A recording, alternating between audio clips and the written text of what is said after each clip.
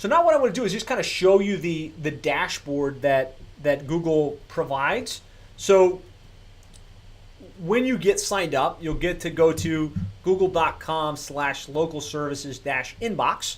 And of course, it'll be synced to your Google username and password. And when you log in there, you'll be able to see how many leads came in, how much your budget is, how much you've spent from your budget, run reports to see what's happening on a daily basis. And this is just like a little peek behind the scenes. When you go to the day dashboard, it'll show you the calls that have come in. Let's say if you click on one of these, this is what you get, right? You get the status, the lead type was a phone call, what category was it, HVAC or plumbing, customer's name, and they want you, and this is where the responsiveness part comes in, to put in these details. So the companies that are proactive on this are going to have a competitive advantage. If you've got the app installed and somebody calls in and you, the tech, whoever's in charge, enters that information in and then marks we took the job or we didn't take the job, you're going to be much better, in a much better light, I guess I'll say, in Google's eyes. So pay attention to that. Know how to get into this platform. Know that it's important that you rate what's happening with your job and that you fill in these details, because it will impact how many leads Google will funnel your way long term. I'd say if there's any one key nugget that you can take away from today's session, it would be that. It would be, don't just buy the leads and run off into the sunset. Buy the leads, use their system to close the jobs so that they know what's going on, and serve the customers well. Make sure you keep a positive reputation in the market, that they go back and they write reviews, and you'll be in Google's good graces and blessed with an abundance of consistent low-cost leads, as long as Google keeps it set up this way. So the feedback we're getting from our clients, myriad of clients that have rolled Google local services out in their market, and they've jumped in, they've done the background tests, they've gotten themselves set up, and they're getting the leads. First piece of feedback, it's a bit of a hassle, right? It is a bit of a hassle, and it takes a little bit of time. There was a window where we were just telling our clients, go to Google. Google wants you to do this one-on-one, figure it out. We are Google partners. We're Google certified. We've got a team of people that are paying close attention to Google AdWords and local service ads. And we finally connected with the rep that is working with us very closely to get our clients added. So there's certain things we'll do, right? We'll create the account, we'll fill in the details, but then there's a lot of stuff you have to do as well, right? You have to supply images of your licenses and your insurances. We have to get your technician's social security number, date of birth, complete contact details, and then these background checks have to be run. So that's where a little bit of the bottleneck lies. It's a bit of a hassle. Not everybody wants all of their technicians background checked, but if you're going to play in this game, and I really think you need to, and you need to be aware of it, then just know these are some of the hoops we're going to have to jump through. The other feedback is the cost per lead from Google local service ads is lower than pay-per-click, quite a bit lower in almost every market. In that $25 to $35 range, it's an affordable cost per click right now. The quality of the leads are a lot higher than what you would get from Home Advisor or local plumbers, or if you bought any of those pay-per-lead programs in the past. The reason for that is they're searching on Google. They didn't go to Google and then click on a second site and then ask for 6 quotes. They were looking on Google. Google supplied them with your company information, and they called you directly. So this did not go into a pool that gets shared out with 15 different companies or 5 different companies. It goes to you directly. So the quality of the lead is usually pretty high. You're still going to have price shoppers. And I get customers that tell me, oh man, these are all price shoppers and there's a pain in the neck to deal with, and I don't like the quality of the leads. There's going to be some of that, right? They did search on Google. They did, go to one of the first things that they saw. But for the most part, they're legitimately in your area. They're legitimately looking for plumbing and HVAC related services. They're not ever as qualified as somebody that was doing a brand search which was looking for your company directly because they were referred by somebody or because they saw your trucks or they heard your radio ads and they wanted to choose you, those are your highest quality leads. These are right up there with people that are legitimately looking for service and open to hiring you right at that moment in time. And the return on investment for most of the clients that have jumped on board has been really strong. Very clear. You can spend a couple $1,000s in Google local service ads and generate a 5-time plus return on investment. So if you've got a good quality business process where you're following up on these leads quick, you can dispatch someone out to take care of them same day or next day. You've got good techs that know how to serve the customer and get decent tickets in the house. The lead flow is really good and something that generates a solid return on investment. So that's the early feedback from the users that are using this and getting great results from it. A little bit of fortune telling. Where's this headed? What does all of this mean? What's the danger? Well, I would say first of all, right now you pay a flat rate per lead, and it's between the $25 to $35. In that territory. Where it's headed, I'd be surprised if it doesn't move to an auction model. That's what Google's always done. Their whole Google AdWords, it's supply and demand, right? If the business is willing to pay more for the lead, why wouldn't you let the market dictate that? So there's no written document saying Google's doing this. This is just me hypothesizing, and I do believe it would be very probable that Google will move to some type of auction process. I'll pay $60 for the lead. No, I'll pay $40 per lead. I'll pay $110, right? And then it gets a little bit crazy and it's not effective. But at this moment in time, it is cost effective.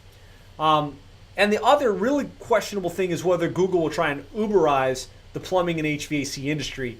And Gino Cascia from Cascia Plumbing in San Mateo, California, was the first person to kind of brainstorm and spitball this concept with me. And he was like, I think that what they're trying to do is be the Uber of home services.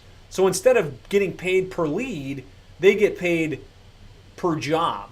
And instead of dispatching through a company, they have all of these techs, trained plumbing HVAC technicians, with an app that they can send out to the home, pay for their service right on their app, pay Google directly. Google takes the lion's share and the technicians get a pittance. That would not be ideal. I doubt that they could pull it off. But hypothetically, could they try and Uberize the home services trade?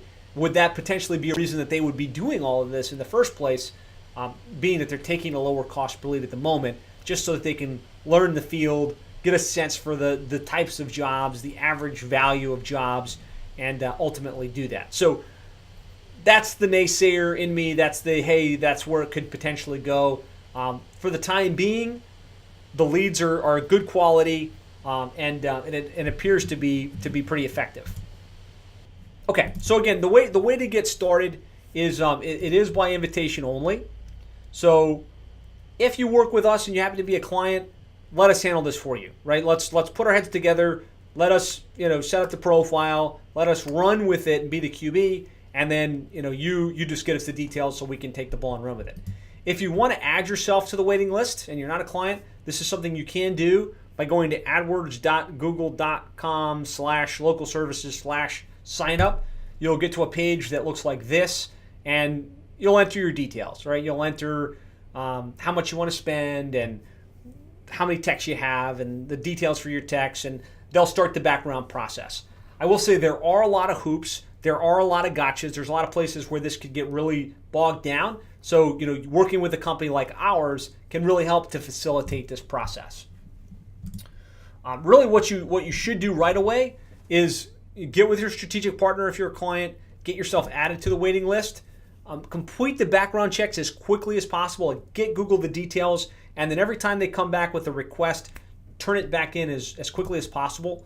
Make sure you have some mechanisms in place to track and gauge the return on investment. Like anything that you do with marketing, you should be testing and measuring. You should be able to quantify This is how much I spent. This is how much I got. And so one of the questions I saw recently on this topic was, I use Service Titan. How do I track the results on this thing?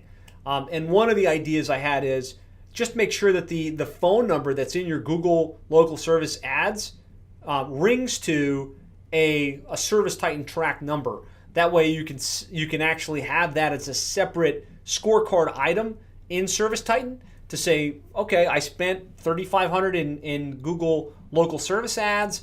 I had whatever that is, 100 leads, and I generated $70,000 in revenue, for instance. You know, you want to make sure you have that kind of tracking in place so you can really gauge the return on investment. And then be sure that you're leveraging the platform to close jobs, right? Once you're active with this thing, you have to be using the platform. You have to be entering the names and the details of the person that called in, and you have to close out and accept the jobs once you get them or decline them. That's going to put you in Google's favor. And I really would encourage you to play the game while it makes sense. Right now, this makes a lot of sense. When you're on the early waiting list especially, and maybe you're the one or two guys that are already active on local service ads in a new market, you get every lead that comes in and you get it at the lowest rate that they have available. So you want to be aware of it. You want to play while it makes sense. When and if, because you've got the tracking in place, when and if you can see, oh, you know what, I'm spending $1 and I'm getting $1 and there's no return on investment here, that's when you shift. That's when you shift to something different. I would also say you need to be building your brand. You need to be sure that the customers that you work with, the customers that choose to do business with you, they develop a relationship with you directly. And the way you do that is by following up through email, following up through social media, following up through direct mail and thank you cards, being active in your community. To the extent you do that, you get these customers that you got through a service like local service ads to become your customer and to be loyal to you and to refer you to their friends, their family, and their colleagues. And when you build a brand like that, you can circumvent some of these strategies, right? You can not have to be completely reliant on Google local service ads and pay-per-click. You can have your own database of customers that come to you directly. And I think it's really important, since we're talking about the potential risks on this and where Google might be headed, that you have your own customers that are loyal to you. So just something to think about, you know, as you play this game and you look at the ROI, also make sure that you're really developing advocates that don't go back to Google the next time they need a plumbing or HVAC company, but that they come directly to you because you provided great service, you showed up on time, you followed up professionally, and you're their company of choice. So that's what you need to do now. This is, again, part of your overall internet marketing strategy, right? It's a piece of the big picture, right? There's a lot of different things you can do to dominate your local market and to generate leads online. So make sure you got a good website. Make sure you're playing SEO. Make sure you're doing pay-per-click. Make sure you're looking at retargeting. And really what I'd suggest is get with me if you're not a client. Get with one of our strategic partners if you are a client. And let's look at a lead flow acceleration session where we can look at what you're doing today. We can look at the overall internet marketing place and really decide what you need to do in order to accelerate your lead flow. And it could be any one of these tactics that could just notch you up to the next level. Well, I hope you got value from that video. If you'd like more ideas, strategies, and techniques on how to really more effectively market your plumbing or HVAC business online, I'd like to invite you to go to plumberseo.net/checklist. There we've outlined the ultimate online marketing checklist for plumbing and HVAC contractors to really maximize your lead flow online. This really simplifies the entire online marketing equation into a checklist that you can easily identify what you should do next and what you could do to really probably double, triple, or even 10x the number of leads you're getting for your plumbing or HVAC business online. So you can get that completely free of charge, simple one-page checklist with a video that explains and kind of walks you through it. Just go to plumberseo.net/checklist. Talk to you soon.